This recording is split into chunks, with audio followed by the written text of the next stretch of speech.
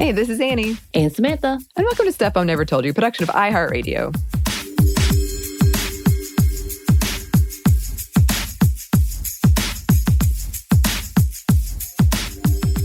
Hey, Anney.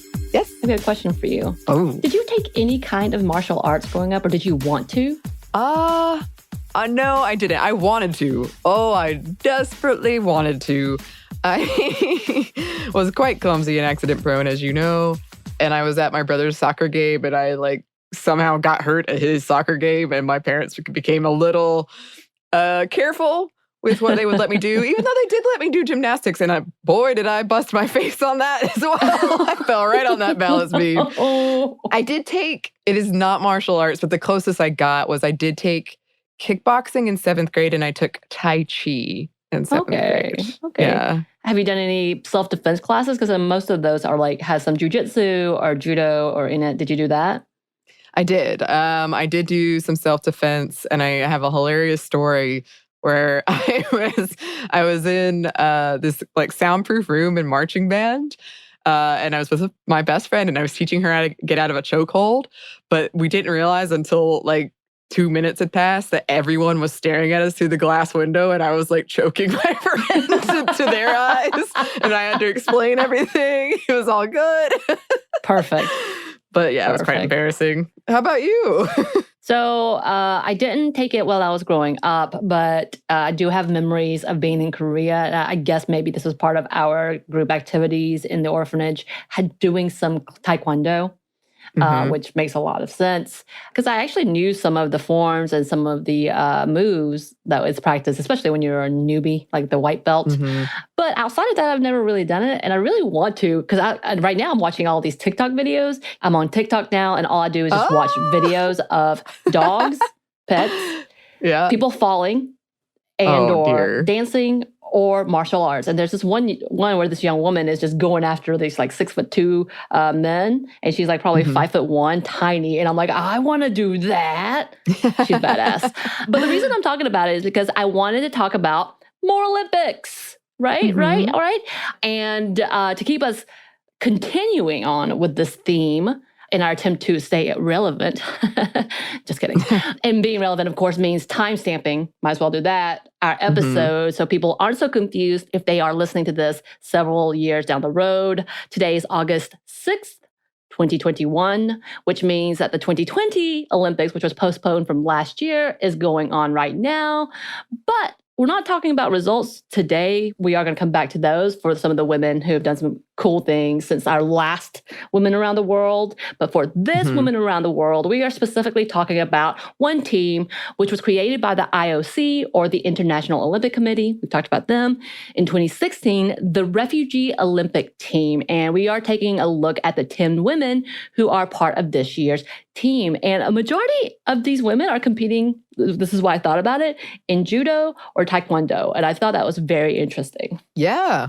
So yes, the refugee team was created in 2016 after establishing a refugee emergency fund, which was donated to integrate refugees in sports. And they were invited that same year to compete in the games in Rio de Janeiro and again in the 2020 Olympics. So let's look at the women on the team, starting with Rose Nthai-Klokonian, and we're trying our best with the pronunciations, but apologies if we messed it up, who competed and also was the flag bearer in the 2016 games, and was originally born in South Sudan and is now competing in track, which I've been watching track, and I get so into it. And I'm why am I so into this? I don't understand. Those women are fast. I look at them and I watch them and I'm they look like they're going at such an easy pace, but the way they're out, doing each other, I was wow. I would have already fallen by now because their feet and legs start looking like the cartoon version where it goes into circles. Yeah. Like a pinwheel. Just saying.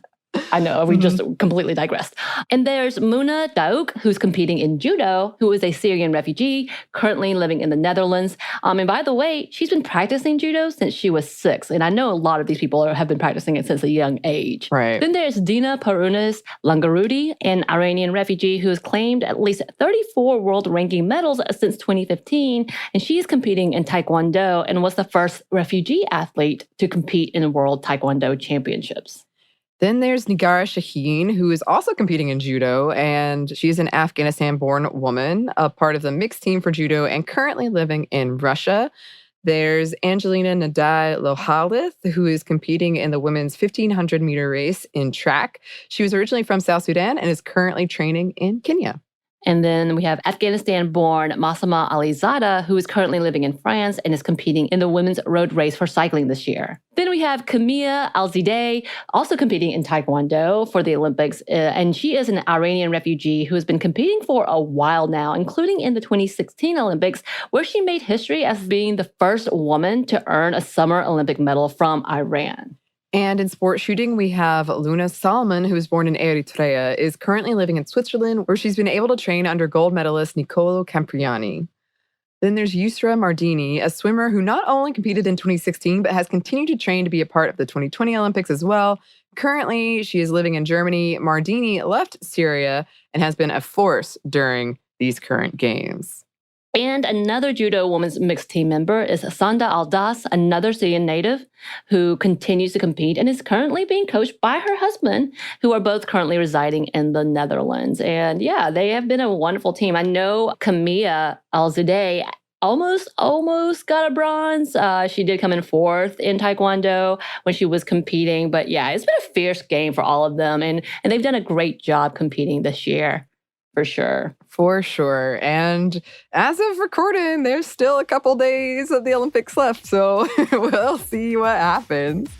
In the meantime, listeners, if there's someone you want us to spotlight in this segment, please send your suggestions our way. You can email us at stuffmediamomstuff@iheartmedia.com. You can find us on Twitter at momstuffpodcast or on Instagram at Stuff Mom Never Told You. Thanks as always to our super producer, Christina. Thank you, Christina. And thanks to you for listening. Stuff Mom Never Told You is a production of iHeartRadio. For more podcasts from iHeartRadio, visit the iHeartRadio app, Apple Podcasts, or wherever you listen to your favorite shows.